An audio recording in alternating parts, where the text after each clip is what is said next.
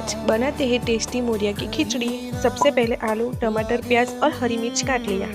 फिर पैन में तेल गरम करके जीरा, कड़ी पत्ता, हरी मिर्च और प्याज को भून लिया। अब आलू डालकर अच्छे से सेक लिया और फिर उसमें हल्दी डाली।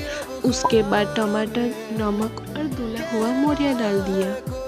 अब 2 कटोरी पानी और 1 कटोरी छाछ डालकर धीमी आंच पर पकने दिया।